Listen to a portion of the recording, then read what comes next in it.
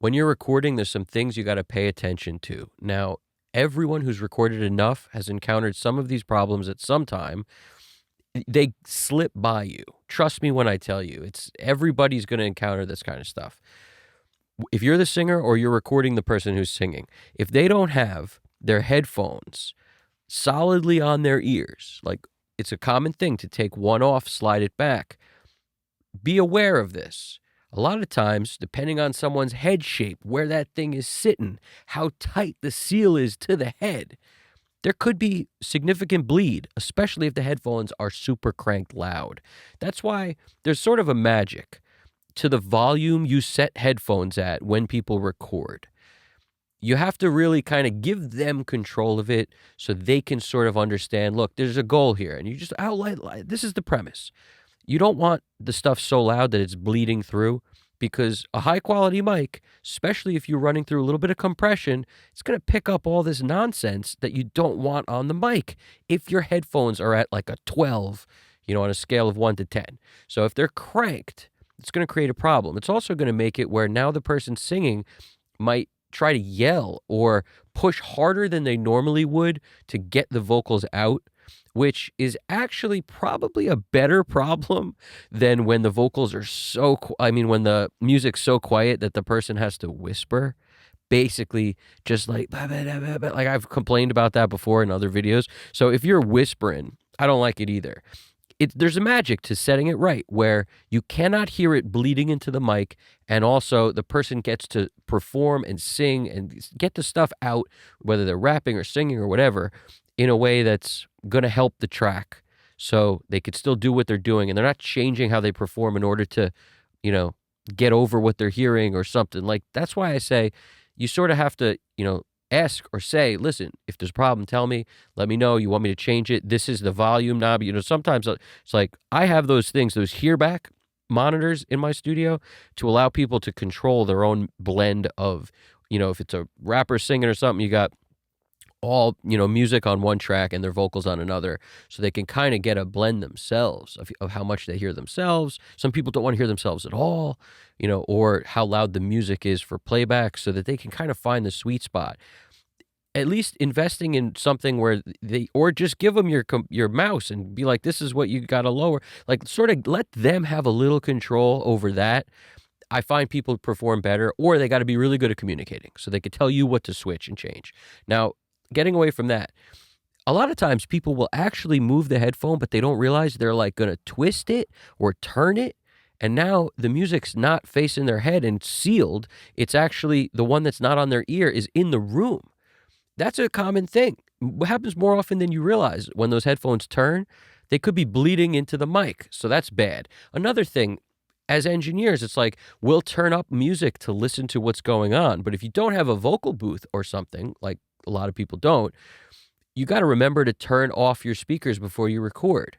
So this is the magic, in my opinion, of creating steps like where we hit record, we track, and then you got to listen to that. Solo the vocal and listen to it. Throw a compressor or something on it, even a simple one like Arvox, and just crank, make sure you're bringing up all the stuff around the vocal. That's what will happen when you hit it with compression pretty hard. So, put all buttons in on an 1176 or something and crank a compressor as a plug-in afterwards. So you can basically hear what's really there and hear if there's excessive stuff happening that you might miss the day of, when you're tracking. You might miss it unless you literally you hear what they did, for a couple seconds, 10 seconds, and then just check it. You don't want them to do a whole thing and then you realize, oh man, my speakers are still on. It's happened to everyone. Trust me. It happened to me many times until you realize you can't forget that. It's critical, and I had a vocal booth. Once that happens, you never have to worry about it again, really. But if you don't, like right now in this current room, if I was going to track a vocalist right next to me here, I'd have to make sure my speakers were off. I'd have to make sure my headphones are on solid and not that loud. And because I'm right next to them, you got to make sure they got two headphones on their ears and not pointed out. And now, in the case of a worst case situation where you have something recorded you can't do again, what do you do now? Well, there's a couple things. In my opinion, investing in a few plugins that remove problems, like too much noise, too much room sound. These are helpful. I'll give you my favorites because everybody, is going to have their own favorites of these. Let me show you some favorites for me. All right. This is what today worked. And sometimes other things work, obviously. But so this is when I need to resolve issues, okay? C-suite Vox, like Vox, Vox. I call it Vox because I use it on vocals most of the time. If you pull this up, I usually, will do some version of this to get rid of serious problems. And the higher you crank it, the more it's going to attenuate the problems. It's going to lower the problems. Now, you could set it to noise or room. And this is not a new plugin, but it's a very valuable plugin. Okay, this one is great. Another option in ambiance is obvious, right? How much of it sort of restores reflections, which you'll notice a common theme. The best ones of these do that. So another one is Clarity VX by Waves. Now, I will often use them in tandem, in series. I'll use that Vox one because just like everything else we talk about, if you hit something with a compressor super hard, it's not necessarily going to sound as good as a couple, a little bit here, a little bit there. So I use the same theory and thinking, and I'm using maybe a little of that, the C-Suite Vox, a little of this Clarity, the Pro version, because, I have used both. This allows you way more control. So if I had to pick one, it'd be this, but this is a CPU hog. So if you don't have a lot of CPU power, you probably get away okay with this other one here, which is the basic kind of one that if you're familiar with Waves plugins, you've probably seen the Clarity VX before. It looks like this. And, there's no it's not like it always works, but when you need the most harsh correction, a lot of times I'm on Broad 2 and I'm correcting as much as I can up here. All right. Now, that's just the simplified version of this. And the beauty of this is you're able to restore reflections. Like I was saying before, it's critical. But you have control of every frequency band, which is also cool. So you can really kind of choose where you're taming it. Pretty interesting. And like I said, these aren't like fun, great, gonna make you sound great plugins. But the weird thing is this: if you have a vocal that's got all this noise built into it, you're never gonna make that sound clear. And what a lot of people do as a problem is they'll just compress it. And the more you compress it, the more you're going to bring up the problems. So the other option, which is doesn't do the same thing, but like I said, I'm using things in tandem a lot. So sometimes I'm doing the C-Suite Vox, sometimes also the Clarity VX Pro, and then sometimes also a little bit of this, which is D-Reverb. Now, they all kind of do a little bit of a different thing, and you go as hard as you need to get whatever to happen. If it still doesn't work after all of this, there's other things you could do, all right? Now, I've mentioned Lalai as a program before, Lalal.ai, I think is what it's called. But you basically, they do offer some kind of a free trial, I'm pretty sure, so you could check that out. But that's like a stem splitter, just like the Ozone RX thing. It's kind of similar, and you can really make one of your stem choices. You could do vocal and noise, and then you can kind of have it separate the noise out and then just put that on another track and invert the phase. So like this was like the noise track, kind of thing. We put it on another track and then I just invert the phase on that, and then it'll it does. I got to be honest, it's not the greatest thing ever. I actually like these other things way better, but sometimes that'll work if the other ones won't. But I think this is almost where it needs to be. It's really not quite there yet. So in my opinion, it's close, but it ain't all the way there. But that Lalal tool is great to separate stuff into stems if you don't have stems. So that's cool. Also, another thing you may want to try is like vocal and instrumental. If there's a lot of music bleed, it'll separate the vocal from the instrumental part, and then you'll have a cleaner vocal. So it's not a one size fits all. You kind of got to try these different things to see what works. Now, the final thing, the solution for when all else fails and your back is against the wall, this is what we wound up doing in the lesson today. You basically lean into the problem. Now, this is a Chad Blake thing, and I love this concept because it applies throughout audio all the time. It's basically like you got your lemons, we're making lemonade. So the point is, the vocal's got all this noise in it. Let's add more noise and make it dirtier and crazier. So what did we do? We added a Sans amp. And not only SansAmp, we added a little bit of an Echo Boy kind of a slap. It was like basically just a few tweaks off of the edgy vocal slap preset on Echo Boy, and take the mix way down to almost nothing. But we were just trying to give it a little life after now we've dirtied it up and basically rolled off a bunch of high end, because we did that on Kramer tape. So we Kramer taped up, and we used the low pass filter on Kramer tape to kind of take off some highs. And we basically just dirtied it up through tape. Also use the noise function on there. There's a couple things I would do in that case. I would look to make it lo-fi. In order to make it lo-fi, you could go about that many ways. Based on what that particular student had, we had to use what they had. But like, Abbey Road's vinyl plugin is also pretty cool by Waves. Because you can really dial in like cracks and pops and this stuff just for like one, vocal if you want. You don't have to do it on the whole mix. You could do it on one vocal and kind of create a lo-fi sound for one particular vocalist within a track.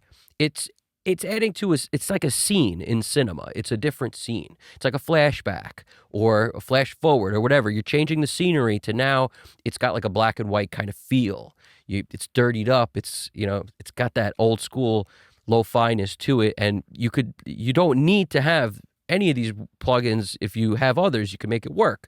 Decapitator's a great one, but basically we were using something to drive it, drive the amp sound a little bit out of it, make it sound distorted a little, and we were rolling off some problem stuff with the low-pass filter on Kramer tape. We may have even cranked the flux a little bit to kind of make it sound like it was a little hotter, like hitting the tape harder. That's what flux does. So we were really giving all sorts of cool, like we were adding kind of some harshness that then was a little brittle on top, which we rolled off with the Kramer tape. So it's like this give and take, this push-pull. And I've said it before, I'll say it again. There's no secret or reason, no like one reason why Chad Blake loves SansAmp. There's probably a million reasons. It's a great plugin that has so many controls that it's more of, I consider it an EQ in addition to a drive. It's not just a drive or a saturator. It's a great EQ. So you can do so much with it and use it in tandem combination, series with another plugin, bing, boom, to get something pushing and something pulling. And then you can really kind of shape the sound how you want. But that's the move, in my opinion. And on Kramer tape, you could turn up the noise and make it as analog-y, noisy kind of as you want to. It's just the vinyl does it in a different way. We didn't have that today. We didn't use it. But, that kind of, you could do a lot with that plugin also, the Abbey Road vinyl plugin. I really like that thing. So anyway, I hope you guys dig it. There's a ton of stuff to kind of, I don't know, to get here through this forest of information. But what I would say is this. The most critical thing of every recording is while you are recording. Let me flip back to the big screen over here. While you are recording, nothing beats correcting the problem at the source. I know a few guys that are, they're quality guys, and they're usually in the comments over here, and their big thing is get it right at the source. And that's the thing we preach all the time.